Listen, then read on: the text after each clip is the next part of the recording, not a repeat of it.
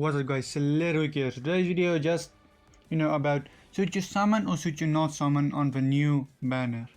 Okay, so let's begin. For those who don't know, the banner is gonna drop on the 31st. It's gonna be 1000 in Bloodwater's Bestia banner, which is Melrose, Sun, and Bestia. I hope I say her name right. Yeah, so let's go see what the skills are and then who's in the banner, then talk about whether you should summon or not. I'm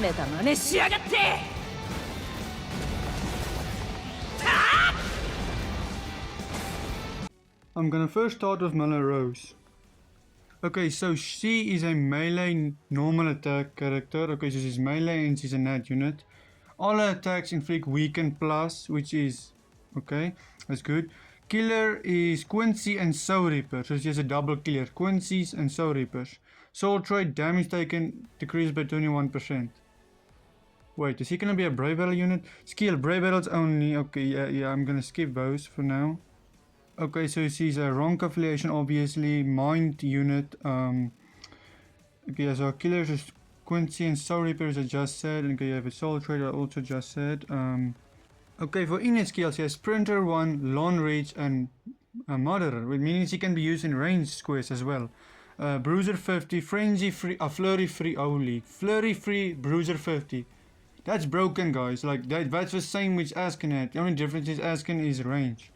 She has Pose, Brave Battle, yeah, she's Brave Battle. Invisibility and ignore Brave Battle invisibility. Brave Battles only prevent last ditch, okay, that's normal. Decrease damage taken, health stamina, decrease by 50%, that's normal. Increase attack, bro, this is literally Sergeant. Block, heart and mind, appetite, boost and buffs, okay, that's normal. Bro, what the hell is this? Brave Battle only resistance breaker. Oh Shiga, we finally got the counter to persistence, guys. We finally got the counter to persistence. Eventually has persistence. Bro, do you guys realize how broken this unit is? Like, she inflicts weaken. If she inflicts weaken, when she does 50% more damage. Not only that, but the enemy only does 1 damage to you. Like that's like nothing. I mean, you have like thousands and top of thousands of health on Brave Battles. The enemy is gonna do 1 damage on you, like 1, and you're doing 50% more damage. And not only that, if you hit if you kill Ascon or Sergeant or Rangy, when they're dead and if they kill you, you still have persistence. But if you kill them, they're dead. They cannot activate persistence because you've deactivated their persistence. Bro, this unit is damn broken. Like, guys, she has Flurry free, 50% bruiser. A bruiser, if you guys don't know, is your normal attack. 50% bruiser. She has long reach. She has increased normal attack damage. Okay, increase another bruiser by 50% at health stamina, and she blocks debuffs and boosts from heart and mind units.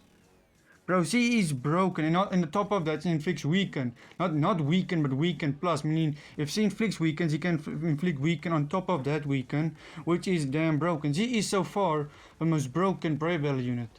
So far, guys, I am seeing this banner as an extremely high banner. But yeah, let's go on.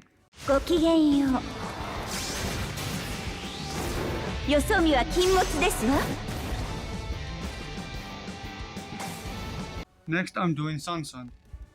Okay, so Sun is a melee strong attack type. Okay, so she's most likely going to be the Lemon Breaker unit for this month. Melee SAD unit. All attacks is paralysis plus another element plus unit for this banner. She has an EX move, is a wide range attack, which is also a barrier and a defense boost. Okay, she has Hollow Killer. Okay, yeah, we're gonna skip these for. Oh wait, the Hollow Killer plus. Is Mugetsu gonna get replaced, bro? Like, Yuha got replaced by Muget, and now Muget has been replaced with Sun. Bro, okay. Okay, so she's obviously a Ronker affiliation. She's a Technique Aptitude unit. She has Hollow Killer Plus. Okay, so as far as I know, she's the first Hollow Killer Plus melee unit. Special, which we just saw, the EX move. There's a debuff boost to allies and yourself, of course, at 30 seconds, I mean, and the countdown of it is 60 seconds, and it applies 2 barriers for you and your allies.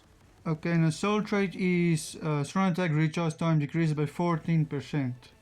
Okay, her any skills are Sprinter 1, Havoc 20%, and also she has Monitor, meaning she can be used in range quests as well. Her obtainable skills are Devastation plus 60, Debilitator plus 5 seconds. If I remember right, she inflicts Paralyze plus, and a Debilitator 5 seconds. This will be extremely useful. Team Power increased damage to status inflicted enemies plus 20%. Okay, yeah, that's the same skill which Parasol Shinji got, so meaning the Nats and everyone on your whole team in Lemon Breaker or in GQ is gonna get like 20% more damage if the enemy is inflicted to element. She has damage to paralyzed enemies 40%, meaning she is doing 60% more damage to inflicted enemies. She has increased status element chance against hollows, which is extremely good. Weakened defense, which is good. Poison resistance, which is good for a GQ phase.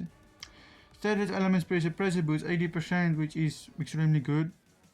Killer effect 30%, but in guild quest it's 50. Melee damage plus 10, but in guild quests it's 30. There's frenzy 2, but frenzy 3 in guild quests. You guys know what I'm seeing here? She might be having good skills and stuff, but she lacks berserker value.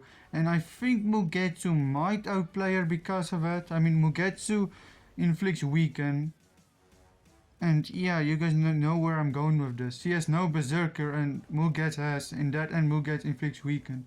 So I'm not sure who's gonna be more broken between the two, but this is the another freaking GQ unit without berserker. Like now every single sword trade has to be berserker. No chat, only berserker stuff. Like Canfia on World Stock, Canfia on World Alibel, Canfia on World Fazia Blood or Uryu, Grammy, those links you should put on her for berserker, for strong attack, because she has no strong attack of her own. But overall she's a good unit, she just needs strong attack. Even if she had strong attack, I still think Mugetsu might outplay her. We'll just have to wait and see if the GQ comes out. And yeah.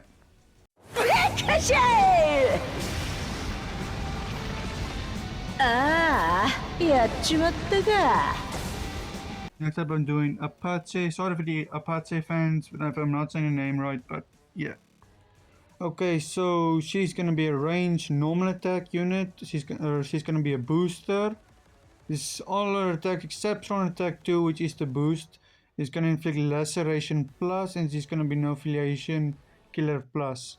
So she's gonna be a net GQ net unit for no affiliation range guild quest, obviously. The finish she inflicts laceration, but Toshiro inflicts freeze. Yeah, I don't see those two working together, but yeah, let's just read the skills. Okay, so she's obviously gonna be a Rancor affiliation. Killer is no affiliation plus. We just saw a special, and her soul trait is normal attack damage plus 35%. And she's a speed aptitude unit. Okay, as her English skills is Sprinter 1, Long Reach, and Dodge no affiliation damage 50%. Attainable skills is Bruiser 50, which is a good start. Okay, so she has an increased chance. So basically, if you're using her alongside Hollow Toshiro, you should try let Toshiro inflict first before she can inflict, otherwise you're doing less damage. She has Enhancer and Booster, she has Pose, Sharpshooter, Freeze Duration, Killer Effect plus, 50 in Guild Quest. I'm not gonna read 30, okay yeah, I just read 30, but what I mean is you're not really gonna use her outside Guild Quest, that's obvious. Range damage plus 30 in Guild Quest. Team Party speed up to character normal attack damage plus 20. Okay, that shows he basically has 70 bruiser. There's 31 and 32 in Guild Quest. So yeah, she's a great unit and all. The only thing you have to do is when you're using her in Guild Quest, try to inflict freeze with Toshiro before she can inflict lacerate. Otherwise, that's just gonna be annoying.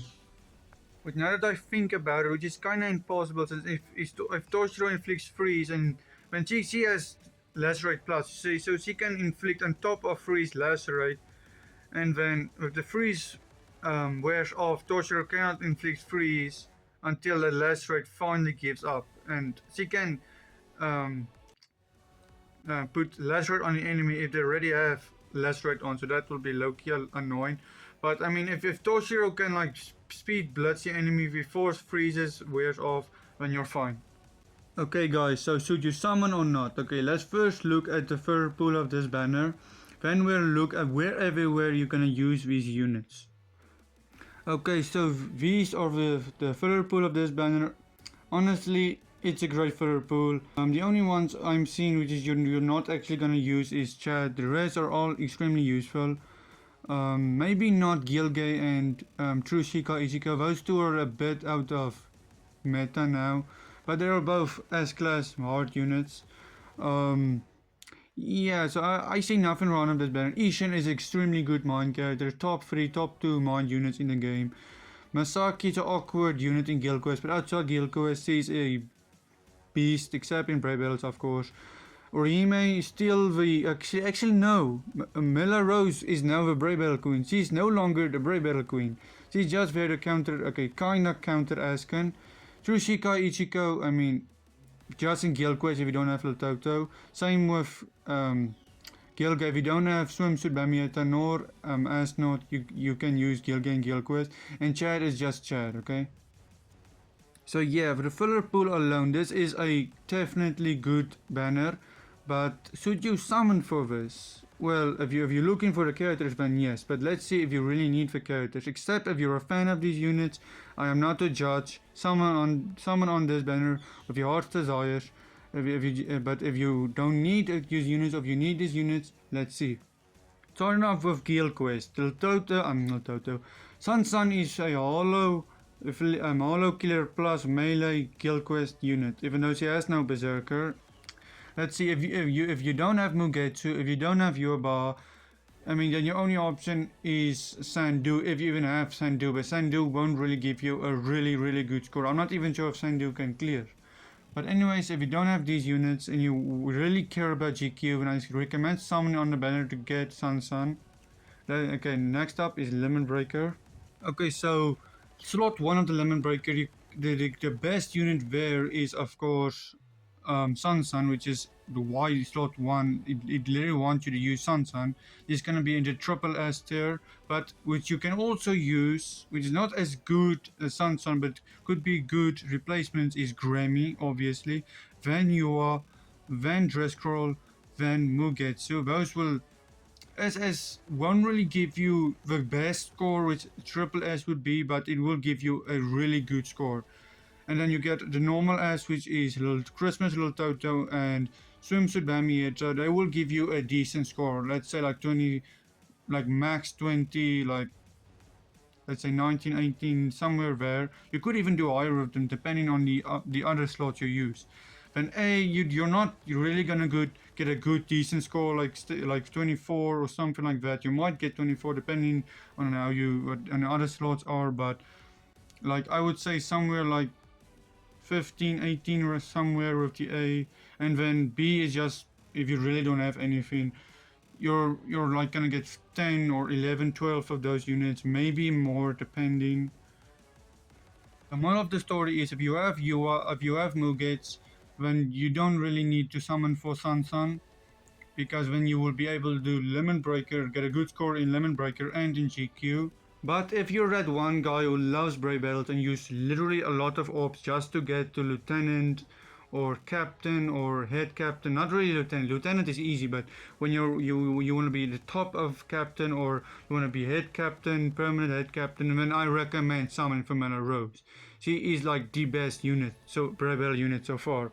So if you just like GQ Lemon Breaker main, then I don't really recommend on this banner. If you're a Brave Battle main and your Brave Battle team isn't all 5-5 and you're like looking for that strong Brave Battle team, you kinda need Mela Rose. I mean, I would say you can skip Mela Rose if all your Brave Battle characters, which are obviously have to be Persistence characters, is 5-5, then you can skip Mela Rose, but if they are not all 5-5, I recommend, like, if your Sergeant is not 5-5, I recommend replacing Sergeant with Mela Rose. But if your Sergeant is already 5-5, then I don't really see why you should summon for this, except if you really want that Persistence Breaker unit. Which honestly, if no matter how I see this or what I want to say, Mela Rose is just broken. Go for it if you love Brave Battles. Next up is Apache. Would you, if you want Apache or do you not want her? Well, she isn't really gonna boost up your GQ score by a whole lot. I mean, if you're a GQ man and you want to improve your score, then I recommend going for Apache. But also, just like for 5 steps, you don't get a 5 steps, it isn't worth it because it isn't really gonna boost up your GQ score by a whole lot. But once again, if you're a fan of these units and you really want to summon them, go for it. But yeah, so I wouldn't really stop you. I cannot stop you. It is your decision. I just told you guys what you should know. Hope you guys found this video helpful, and I will see you guys in the next one. Take care, guys. See ya.